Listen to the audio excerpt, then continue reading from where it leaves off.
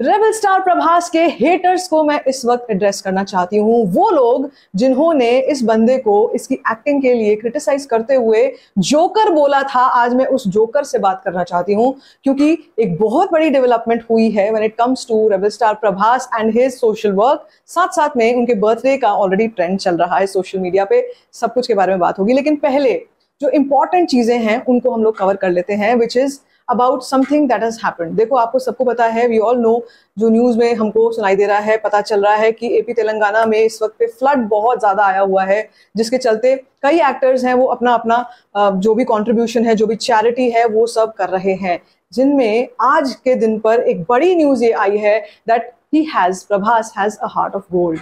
इससे पहले भी मैंने आपको बताया था कि Prabhas has been doing charity work a lot, बहुत ज़्यादा चैरिटी करते हैं, बहुत ज़्यादा ह्यूमैनिटेरियन कॉजेज के लिए काम करते हैं, काफ़ी विलेजेस को उन्होंने अडॉप्ट किया है, बहुत बच्चों का, बहुत लोगों का इलाज करवाया है। और वहां पर वो लोग हैं बैठे हुए जो किसी पॉडकास्ट में चले जाते हैं, किसी इंटरव्यू में चले जाते हैं और जाकर प्रभास को जोकर बुलाते हैं, जोकर। इसीलिए मैं यहाँ पर उस इंसान से बात करना चाहती हूँ, क्योंकि ये बहुत बड़ी बात है। आप एक कोने में बैठे हैं दुनिया के, आपको इस वक्त पे वैसे तो कोई पूछ नहीं रहा, मैं ये पूछना चाहती हूँ उस इंटरव्यूअर से कि ऐसी क्या मजबूरी थी कि अरशद वारसी का इंटरव्यू लेना पड़ा आपको, और अगर इंटरव्यू लिया भी और उन्होंने ऐसी कोई बात कही भी जो कंट्रोवर्शियल थी या फिर प्रभास के खिलाफ एक बहुत ही आपत्तिजनक, शर्मनाक, इंसल्टिंग बात थी, क्या ऐसी जरूरत थी कि उसको रिलीज किया गया? उसके बाद भी नाग अश्विन ने उस पर अपनी प्रतिक्रिया दी, उसके बाद भी अरशद वारसी का कोई रिएक्शन नहीं आया, विच आई रियली वांटेड कि अपनी नाक बचानी है, अपनी इंडस्ट्री का नाम बचाना है तो थोड़ी बहुत शर्म कीजिए। बट वो नहीं हुआ, वो कहीं कतई नहीं हुआ। और आज प्रभास ने उस हर क्रिटिसिज्म का, हर हेटर को मुंह पे थप्पड़ मारा है। आज वो हेटर्स कहाँ हैं? मैं गारंटी के साथ कह सकती हूँ कि अगर खुदा ना खास्ता यही फ्लड या यही आपत्ति, कोई नेचुरल डिजास्टर उनके किसी एरिया के आसपास आया होता, एक पैसे की भी, एक रुपए की भी मदद किसी की जेब से नहीं निकलती। और ये बहुत बड़ी बात है अपने आप में कहने के लिए। ये दावा आखिर में कैसे कर सकती हूँ? लोग यहाँ पर जो हेटर्स के, जो इन हेटर्स के जो सपोर्टर्स हैं, वो बोल सकते हैं कि आप इतनी बड़ी बात कैसे कह रहे हो, अरशद वारसी कैसे नहीं कुछ करेगा? आप मुझे बताइए कि ऐसी क्या जरूरत, ऐसी क्या मजबूरी थी कि अगर इतनी बड़ी चीज हो रही है बहुत जगह पे, और सिर्फ एपी तेलंगाना की बात नहीं कर रही हूँ मैं, और जगहों की बात करूँ जहां जहां पर कोई त्रासदी आई है, कोई आपदा आई है, क्या वहां पर कभी इस बंदे ने कभी कोई सोशल वर्क किया है? और अगर किया भी होगा ना, कुछ किया भी होगा, तो वो भी अपनी जबान से बोलकर उस दिन सब कुछ खराब कर लिया। मेरे को बहुत बुरा लगता है ऐसे एक्टर्स के लिए, ऐसे लोगों के लिए जो खुद सक्सेसफुल अगर नहीं है, जिनके पास खुद अगर आज की डेट में काम नहीं है, वो दूसरे के किसी काम को अप्रिशिएट अगर नहीं कर सकते तो उसके बारे में बुरा बोलते हैं। और एक समय ऐसा था जब हम इन एक्टर्स को देखते थे, हम इन एक्टर्स को आइडलाइज करते थे, हम ये सोचते थे भाई क्या कमाल का कॉमेडियन है, क्या कमाल का एक्टर है, क्या सर्किट का किरदार निभाया है, या क्या अलग अलग फिल्मों में कॉमेडी करता है ये बंदा। और वही इंसान को अगर कोई क्रिटिसिज्म था, अगर कोई फिल्म को लेकर या कैरेक्टर को लेकर कोई बात बोलनी जानी थी, जरूरी थी, it should have been told in a very subtle way और इन अ डायरेक्ट वे। कि अगर आप नाग अश्विन से जाकर के बोलते हैं कि बॉस मुझे आपके कैरेक्टर में ये कमियां दिखाई दी हैं और ये आपको चेंजेस करने चाहिए, क्या बात होती? तो वो होता एक कंस्ट्रक्टिव क्रिटिसिज्म।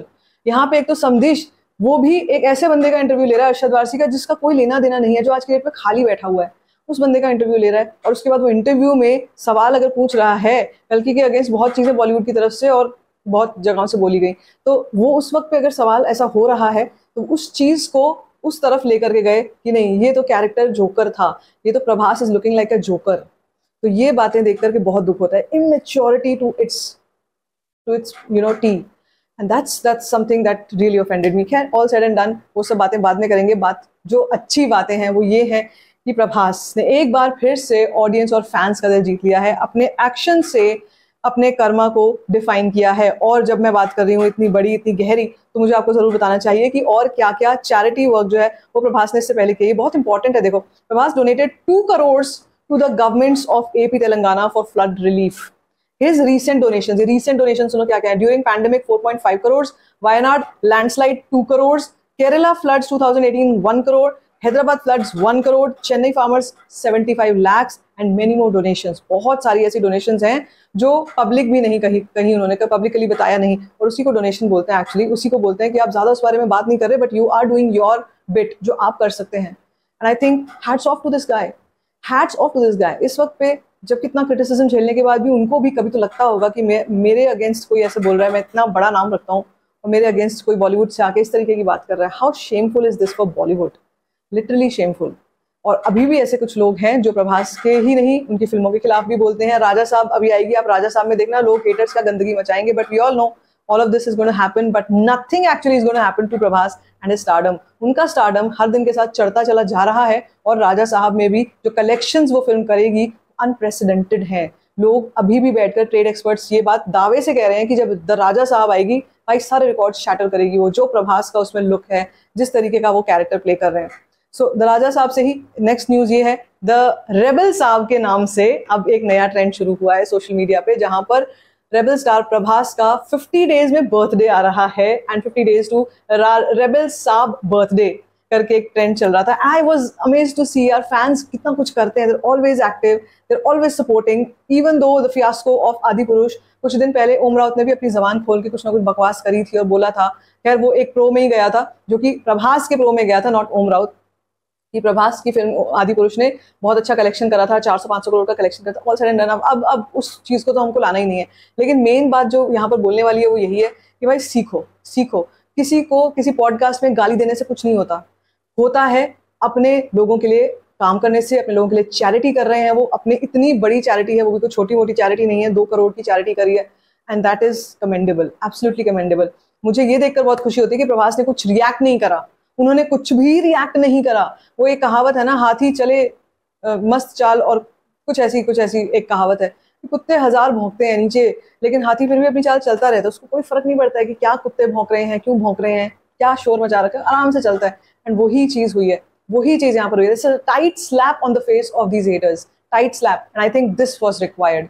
ये जरूरी था, ये रियलाइजेशन करवाना जरूरी था कि boss, I am not a चलता फिरता कोई ऐसी स्टार जिसको तुमने गाली दे दी वो आकर तुम्हारे को रिएक्ट करेगा, तुमसे सवाल पूछेगा, ऑल ऑफ दैट। नाग अश्विन ने जरूर रिएक्ट किया, नाग अश्विन का बनता था बोलना भाई, उन्होंने फिल्म को बोला है, इसने अरशद वारसी ने फिल्म को बोला था, और इसीलिए नाग अश्विन ने रिएक्शन दिया, और रिएक्शन भी कितना प्यारा कि ये बोलते हुए कि I hope that you know इन कल्कि 2 he comes and watches first day first show and tells me that Prabhas is looking the best. सबसे पहले तो ये, उससे पहले उन्होंने ये भी बोला कि, मतलब ये वर्ड बोलते हुए, अरशद साहब should have chosen his words carefully. ये बहुत इंपॉर्टेंट और बहुत बड़ी स्कूलिंग काइंड ऑफ चीज़ है, जिसमें एक डायरेक्टर इतनी बड़ी फिल्म का ये बोल रहा है कि अपने ज़रा शब्दों को चयन करके बोलना चाहिए था, अपने शब्दों का चयन आपका बहुत गलत था, और अगर बोला था तो उसका एक तरीके से डैमेज कंट्रोल PR के थ्रू कुछ ना कुछ करके वो भी नहीं किया गया। That means you stood by it, that means you are still standing by it, but look at what this person is doing, look at what he is doing, जिसको तुमने जोकर बुलाया। क्या तुम 20,000 भी दे सकते हो? 2 करोड़ की तो बात ही छोड़ दो, 20,000 भी तुम्हारी जेब से नहीं निकलेंगे किसी के लिए, and this is what you say, you call this person. So it was heartbreaking at that point of time, but ये देखकर मुझे ऐसा लगा कि इसको बोलते हैं जवाब देना, इसको बोलते हैं अपने हेटर के मुंह पर थप्पड़ मारकर भी, और मतलब दुनिया को ये पता चला है कि प्रभास ने कितना बड़ा चैरिटी करी है। लेकिन जो हेटर्स हैं वो सोचते रह जाएंगे कि भाई मतलब ठीक है, ओके, कर दी तो कर दी, but this is something that is commendable. Prabhas is darling for a reason. क्या लगता है आपको? इस सब के बाद आपका क्या रिएक्शन है? Let me know in the comment section. बाकी if you like this video, give it a thumbs up. Don't forget to share it and don't forget to subscribe to my channel. Just all start